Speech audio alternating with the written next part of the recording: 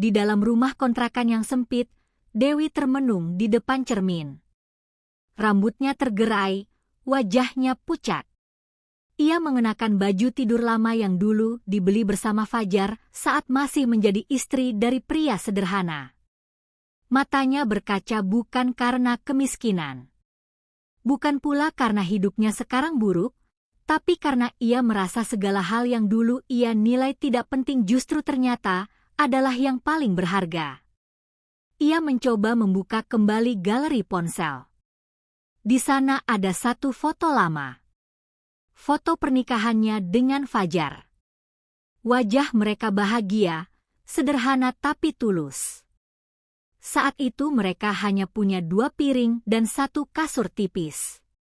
Tapi tawa mereka mengisi seluruh ruangan sempit itu.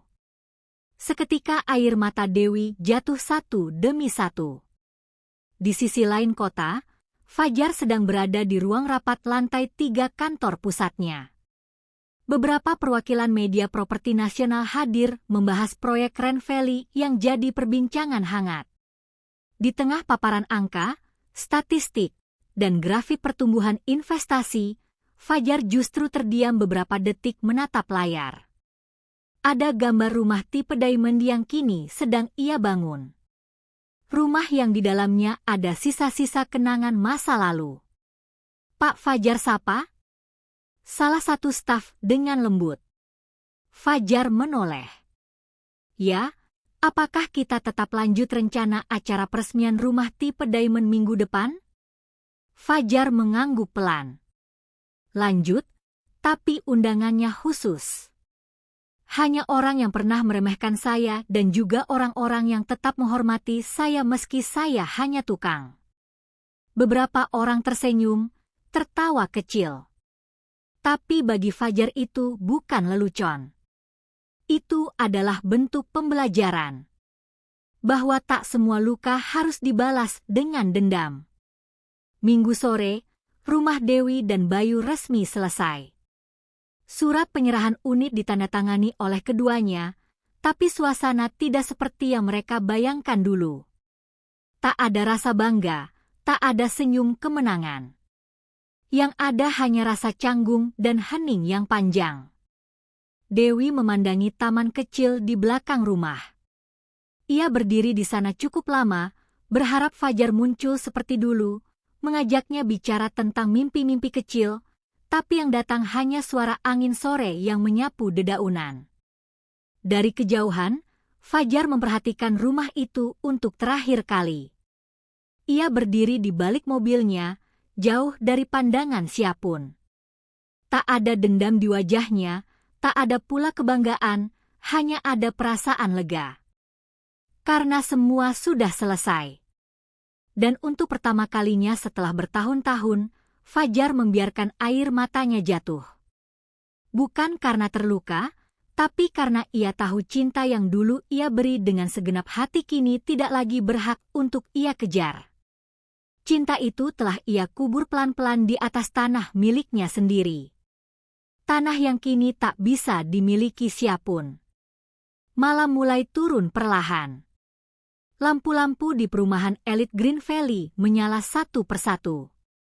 Memantulkan cahaya hangat ke jalanan paving yang baru selesai dipasang. Rumah Dewi dan Bayu kini sudah terisi. Perabotan sudah lengkap. Kasur sudah dibentangkan, tirai sudah terpasang. Bahkan wangi pengharum ruangan sudah mulai menyebar dari dalam. Tapi suasana hati penghuninya jauh dari kata nyaman. Dewi duduk di ruang tengah dengan televisi yang menyala tanpa suara. Di sampingnya, Bayu terlihat gelisah mundar-mandir dari dapur ke teras. Sejak mereka tahu siapa sebenarnya Fajar, sejak rumah ini diserah terimakan, tak ada satu malam pun yang tenang. Rasanya seperti tinggal di atas tumpukan luka yang mereka buat sendiri. "Kamu tidur duluan aja," ucap Dewi pelan. Bayu hanya menjawab dengan anggukan lalu masuk ke kamar tanpa sepatah kata. Dewi duduk sendirian. Ia kembali membuka ponselnya. kali ini membuka percakapan lama yang dulu pernah ia abaikan. Pesan-pesan Fajar yang dulu isinya hanya "sudah makan belum?" Atau "kamu capek ya?" "Aku pijitin." Semua pesan itu kini terasa jauh lebih berharga daripada hadiah-hadiah yang ia dapat dari Bayu. Air matanya jatuh lagi. Tapi bukan karena ingin kembali. Ia tahu Fajar bukan miliknya lagi. Bahkan untuk sekadar menyapun kini ia merasa tak pantas. Keesokan harinya, Fajar datang ke lokasi proyek tahap 2. Ia menyapa para pekerja, mengecek pondasi kafling baru, lalu memimpin rapat lapangan dengan para mandor. Beberapa karyawan muda yang baru mengenalnya terlihat kagum bukan karena kekayaannya, tapi karena caranya bersikap sopan, tenang, dan tidak pernah meninggi. Meski ia paling berkuasa. Setelah rapat, seorang pegawai muda bertanya padanya, "Pak, beneran Bapak dulu tukang bangunan juga?" Fajar tersenyum. "Bukan dulu, sekarang pun masih." Mereka tertawa kecil, tapi Fajar melanjutkan dengan kalimat yang membuat semuanya diam. "Tapi saya bukan kerja di bawah karena saya lemah. Saya memilih ke bawah supaya saya enggak lupa rasanya dipandang rendah." Hari itu Fajar menyelesaikan pekerjaannya lebih awal. Ia masuk ke dalam mobil, menyetir sendiri tanpa sopir, lalu berbelok ke arah jalan utama perumahan. Di tikungan, ia melihat rumah yang dulu ia bangun dengan tangannya sendiri. Rumah yang kini dihuni oleh 2 orang yang pernah meremehkannya. Ia tidak berhenti. Ia tidak menoleh. Ia hanya memandang dari jauh lalu menghembuskan napas panjang dan berkata dalam hati, "Cukup sampai di sini." Tidak perlu ada dendam. Tidak perlu ada penyesalan dari mereka yang sudah memilih jalannya sendiri. Dan sejak hari itu, Fajar tak pernah kembali lagi ke kawasan itu. Ia mengurus proyek-proyek barunya, menghadiri pertemuan dengan investor luar negeri, dan perlahan membuka hatinya untuk hal baru. Karena ia tahu seseorang yang kuat bukanlah yang membalas luka dengan luka, tapi yang tahu kapan harus menutup cerita. Bukan karena benci, tapi karena sudah cukup. 1 bulan berlalu sejak rumah di Green Valley dihuni oleh Dewi dan Bayu. Kehidupan mereka tampak normal di luar, tapi suasana di dalam rumah jauh dari kehangatan. Bayu mulai sering pulang larut malam dengan alasan dinas. Dewi pun lebih banyak menyendiri, bahkan enggan bertemu tetangga. Ia merasa semua mata menatapnya dengan pandangan yang berbeda. Sejak mereka tahu siapa pemilik asli tanah di bawah rumah megah itu, bisik-bisik kecil mulai terdengar di mana-mana. Rumahnya gede sih, tapi tanahnya punya mantannya. Katanya ninggalin suami karena miskin. Malah balik ke tanahnya dia. Kata-kata itu menghantui Dewi setiap hari. Ia tahu dirinya tak akan pernah benar-benar bisa melepaskan bayang-bayang Fajar. Bahkan saat berdiri di halaman rumah pun, setiap tanah yang ia injak terasa seperti mengingatkannya pada satu hal. Penyesalan. Suatu sore saat sedang menyapu teras, seorang kurir datang mengantar paket. Sebuah kotak kayu kecil dengan ukiran sederhana. Di atasnya tertera namanya lengkap. Tulisan tangan yang sangat ia kenal untuk Dewi Anggreni. Tangan Dewi bergetar saat membukanya. Di dalam kotak itu ada sebuah surat dan sebuah cincin perak sederhana. Surat itu ditulis dengan tulisan tangan Fajar. Rapi, tenang, tanpa amarah. "Dewi, cincin ini dulu pernah ingin aku berikan sebagai hadiah ulang tahun pernikahan pertama kita, tapi tak sempat. Hari itu justru kamu memilih pergi. Aku simpan cincin ini bukan karena aku masih menunggu, tapi karena aku belum selesai berdamai dengan diriku sendiri. Kini aku sudah selesai, sudah sembuh. Maka cincin ini kembalikan saja padamu." Bukan untuk dikenakan, tapi untuk diingat bahwa pernah ada seseorang yang mencintaimu bukan karena kamu siapa, tapi karena kamu apa adanya. Dan mungkin itu tidak akan terulang lagi. Fajar. Dewi tak mampu menahan tangisnya. Ia jatuh terduduk di teras rumah. Memeluk kotak kayu kecil itu seperti memeluk serpihan masa lalu yang sudah tak bisa ia perbaiki. Malam harinya ia menunjukkan surat itu pada Bayu. Pria itu hanya membaca sekilas lalu berkata dingin, "Kalau kamu masih mikirin dia, kamu bisa keluar dari rumah ini." Dewi menatap suaminya dengan mata merah. "Rumah ini bukan milik kita sepenuhnya, Bayu. Kamu sadar enggak? Kita tinggal di atas tanah orang yang pernah kita hina." Bayu menggeram lalu meninggalkan ruangan tanpa sepatah kata. Dewi terduduk di lantai ruang tengah. Cincin itu masih di genggamannya. Kilau peraknya lembut tapi tajam seperti kenyataan yang tak bisa dihindari. Ia sadar sekarang bahwa penyesalan yang datang terlambat bukan hanya menyakitkan, tapi juga tak bisa ditebus. Hari itu tepat 1 tahun usia pernikahan Dewi dan Bayu. Harusnya hari bahagia, harusnya penuh tawa, bunga, dan tamu undangan. Tapi yang datang justru sepi. Tak ada perayaan, tak ada kue, bahkan ucapan selamat pun tak terdengar. Bayu memilih pergi pagi-pagi dengan alasan tugas mendadak keluar kota.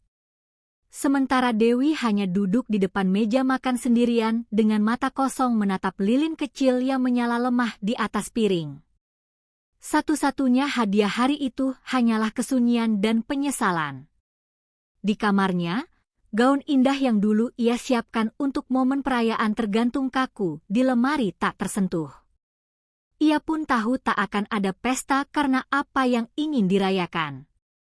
Jika hati mereka justru saling menjauh setiap harinya, tiba-tiba ponsel Dewi bergetar. Sebuah pesan masuk dari nomor tak dikenal. "Nonton TV lokal sore ini. Mungkin kamu butuh tahu." Dewi sempat ragu, tapi karena penasaran, ia nyalakan televisi lalu mencari saluran berita lokal. Dan di sana ia melihat wajah yang tak asing muncul di layar.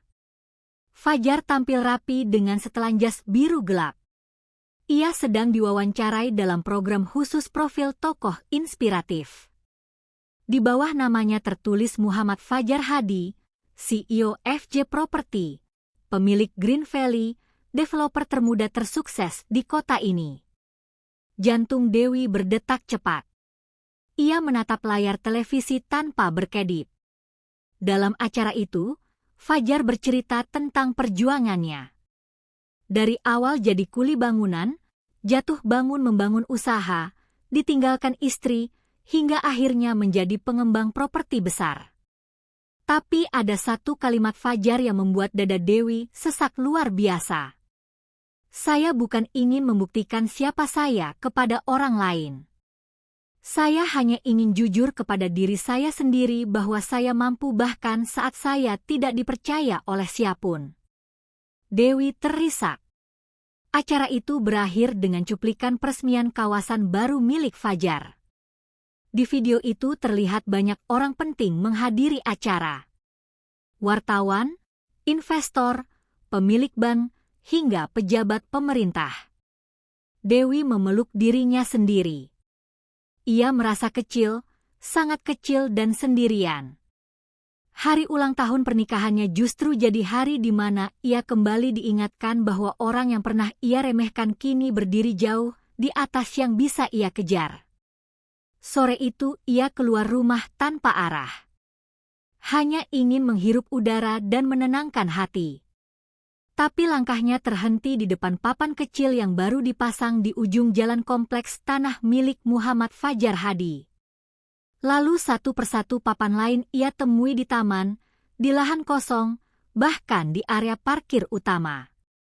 Seluruh kawasan Green Valley berdiri di atas tanah Fajar. Ia menggigit bibir, menahan tangis yang kembali pecah. Dan hari itu ia akhirnya sadar ia memang telah pindah ke rumah baru, tapi tak pernah benar-benar meninggalkan bayang-bayang yang dulu ia buang. Langit mulai gelap saat Dewi kembali ke rumah. Angin sore berhembus lembut, tapi menusuk hingga ke tulang.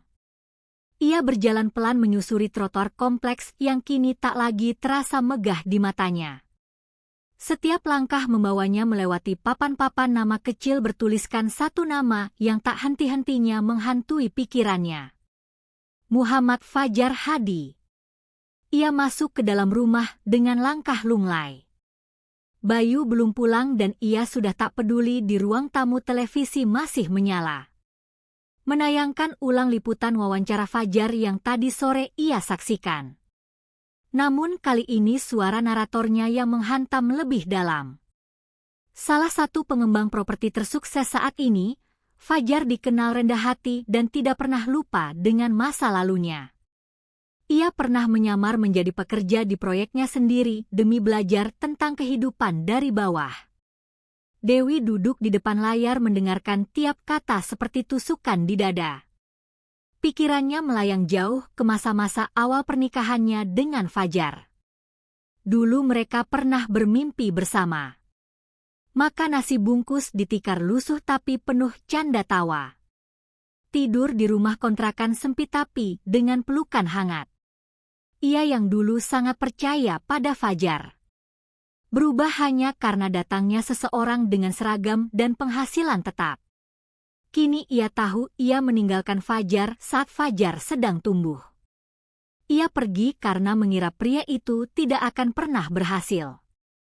Padahal sebenarnya Fajar sedang menanam benih masa depannya dengan air mata dan kesabaran. Dewi tak kuasa lagi menahan tangis.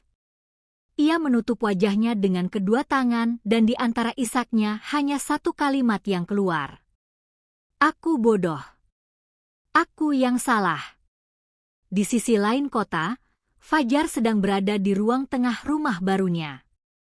Sebuah rumah yang ia bangun jauh dari lokasi proyek, jauh dari keramaian, jauh dari siapapun yang pernah menyakitinya.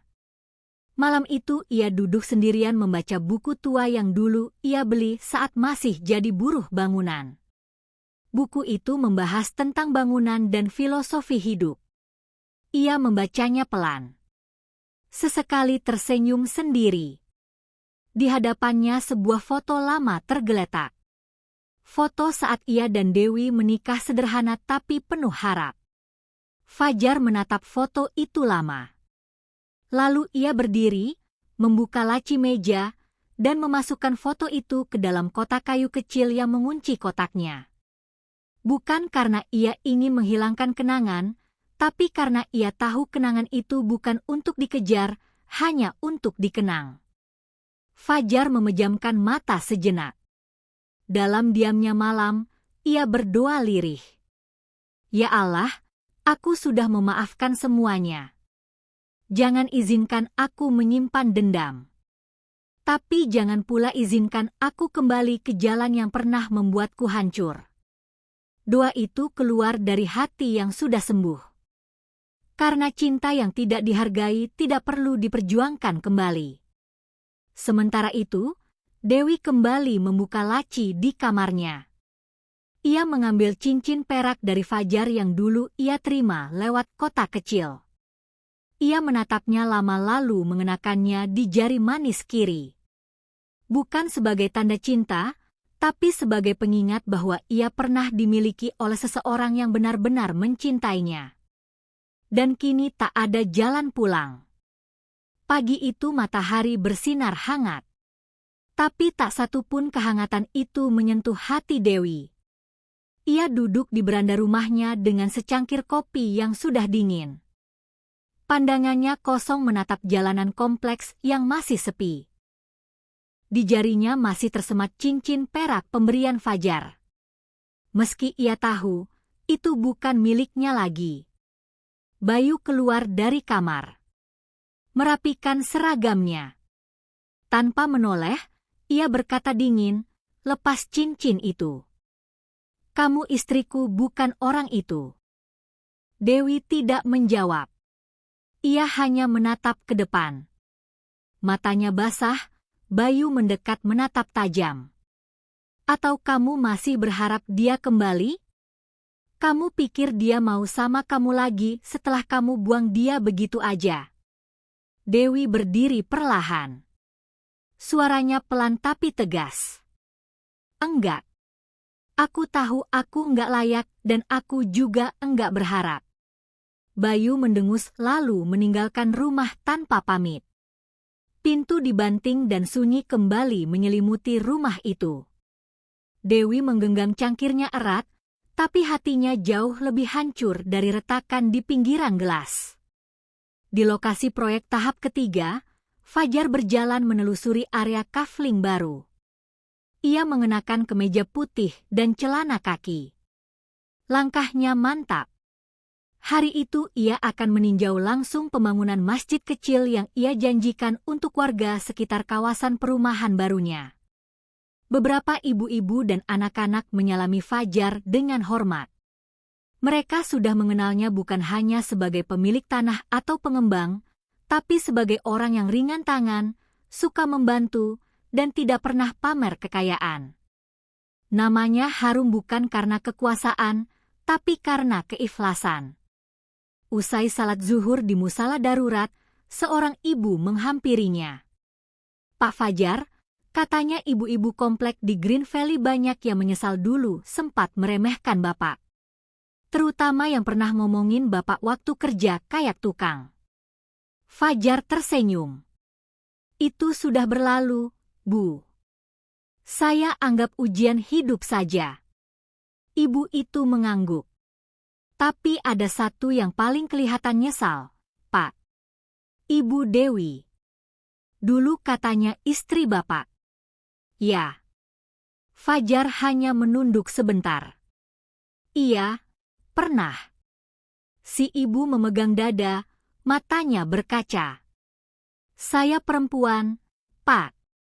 Saya bisa lihat. Mata Bu Dewi itu penuh penyesalan. Tiap kali lihat rumahnya dia kelihatan kosong. Kayak tinggal di rumah megah tapi gak punya jiwa. Fajar tersenyum kecil menatap langit siang yang cerah. Kalau dia menyesal semoga itu jadi pelajaran. Tapi saya enggak pernah ingin dia menderita. Saya hanya ingin dia tahu bahwa saya bisa bertahan meski dia pergi sore harinya. Dewi berdiri di halaman belakang rumah. Ia menatap taman kecil yang mulai ditumbuhi bunga. Dulu ia minta taman itu dibuat dengan kolam kecil di tengah. Kini kolam itu hanya berisi air keruh dan dedaunan yang mengapung. Ia membuka ponsel, membuka kontak atas nama Fajar. Nomor itu masih tersimpan. Ia ragu lama menatap layar, hingga akhirnya ia hanya mengetik satu kalimat. Terima kasih sudah jadi orang yang jauh lebih baik daripada yang pernah aku duga. Ia kirim tapi tanda centang 1. Nomor itu sudah tak aktif dan barulah ia sadar Fajar benar-benar telah pergi bukan keluar kota, tapi keluar dari kehidupannya untuk selamanya. Hari-hari berlalu tanpa perubahan berarti bagi Dewi. Rumah besar itu tetap berdiri megah, tapi hatinya tetap kosong. Setiap pagi ia membuka tirai jendela hanya untuk menatap taman yang kian gersang. Seolah mencerminkan jiwanya yang kian layu. Suaminya Bayu makin jarang pulang dan kalaupun datang hanya disertai diam dan ketegangan yang menggantung di udara.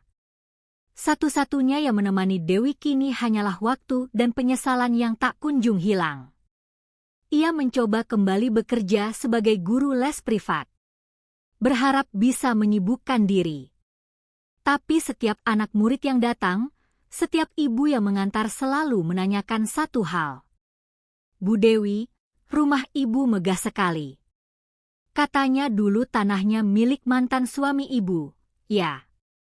Pertanyaan itu seperti pisau yang menyayat pelan-pelan. Dewi hanya bisa tersenyum kaku dan mengangguk kecil. Ia tak lagi sanggup menjelaskan karena setiap kata yang keluar akan membawanya pada kenyataan yang semakin menyakitkan. Di sisi lain, Fajar sedang bersiap untuk melakukan perjalanan ke luar negeri.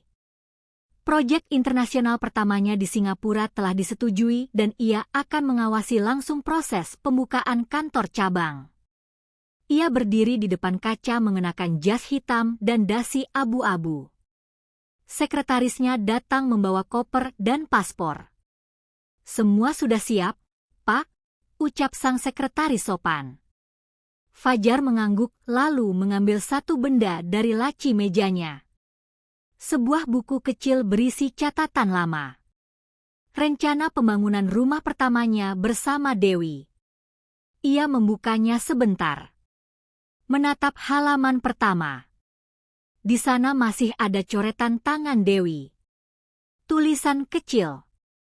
"Semoga kita bahagia di rumah kecil kita, Jar." Fajar memejamkan mata sejenak. Bukan karena rindu, tapi karena ia sadar beberapa mimpi memang tak ditakdirkan untuk diwujudkan bersama. Ia menutup buku itu lalu memasukkannya ke dalam brankas. Dan ketika ia melangkah keluar dari rumahnya menuju bandara, ia melangkah ringan bukan karena lupa, tapi karena sudah benar-benar ikhlas. Malamnya, Dewi berdiri di balkon rumah. Angin malam membawa dingin yang tak biasa. Ia menatap langit, berharap ada bintang jatuh. Konon katanya jika seseorang menyesal dalam diam dan melihat bintang jatuh, ia bisa minta waktu diputar kembali. Tapi malam itu langit kosong, hanya gelap. Ia kembali ke kamar lalu menulis di buku hariannya kata-kata yang tak pernah ia ucapkan langsung pada Fajar. "Jar, mungkin aku bukan istri yang pantas. Mungkin aku terlalu cepat pergi. Tapi jika waktu bisa diulang, aku ingin tetap tinggal. Aku tidak menyesali kamu. Aku menyesali diriku. Karena dulu aku menukar cinta dengan mimpi. Padahal kamulah satu-satunya mimpi yang tak bisa dibeli." Ia menutup bukunya lalu tidur dengan air mata yang membasahi bantal. Dan untuk pertama kalinya ia benar-benar merasa kehilangan. Bukan karena ditinggal, tapi karena menyadari yang ia buang dulu adalah satu-satunya orang yang pernah mencintainya tanpa syarat. Pagi itu langit bersih, matahari hangat, menyapu dedaunan di sepanjang jalan kompleks Green Valley. Tapi tak seperti biasanya, Dewi bangun lebih awal dari jam biasanya. Ia berdiri di depan cermin mengenakan baju sederhana warna biru muda tanpa riasan apapun. Wajahnya tampak tenang meskipun mata itu menyimpan lelah yang tak bisa dijelaskan. Di atas meja surat yang ia tulis semalam masih terbuka. Isinya bukan untuk siapa-siapa. Hanya catatan kecil yang ia buat untuk dirinya sendiri. Seperti ingin menenangkan batin yang terus bergemuruh. Sejak kepulangan Fajar dari hidupnya, ia duduk di teras rumah, menatap taman kecil yang dulu ia rancang dengan begitu antusias. Tapi pagi itu, taman itu terlihat seperti sisa dari sebuah mimpi yang gagal tumbuh. Bunga-bunga layu, rumput kering, dan kolam kecil yang tak lagi mengalir. Ponselnya berbunyi. Sebuah pesan masuk dari teman lamanya. "Dewi, kamu lihat berita? Fajar masuk daftar orang terkaya di kota kita. Tapi dia tetap tinggal di rumah kecilnya di pinggiran kota. Katanya dia gak mau lupa, rasanya sederhana." Dewi membaca pesan itu berulang-ulang. Bibirnya tersenyum, tapi bukan senyum bahagia, lebih seperti senyum pasrah. Karena ternyata yang ia tinggalkan dulu tidak hanya cinta, tapi juga ketulusan yang tidak bisa ia temukan lagi dimanapun. Di sudut kota yang jauh dari hiruk-pikuk, Fajar baru saja pulang dari luar negeri. Ia tak membawa koper besar. Tak ada pengawal atau mobil mewah. Ia hanya membawa satu tas ransel dan satu koper kecil berisi dokumen kerja. Wajahnya tetap tenang, bersih, dan sederhana seperti dulu. Begitu sampai di rumah, ia disambut senyuman hangat dari tetangga. Ia membalas ramah lalu masuk ke dalam rumah kecil yang ia bangun dengan tangannya sendiri. Bukan rumah mewah seperti proyek-proyeknya, tapi rumah itu penuh kedamaian. Di ruang tengah, ia duduk dan menyalakan televisi. Berita menayangkan dirinya, sosok inspiratif yang dulu dianggap remeh kini diundang ke berbagai seminar dan diberi penghargaan dari kementerian. Tapi semua itu tak membuatnya lupa. Ia hanya mengangguk pelan lalu mematikan televisi. Ia membuka jendela, membiarkan angin masuk dan duduk menatap langit. Dalam diamnya, ia berbisik pelan. Dewi, semoga kamu bahagia walau bukan denganmu.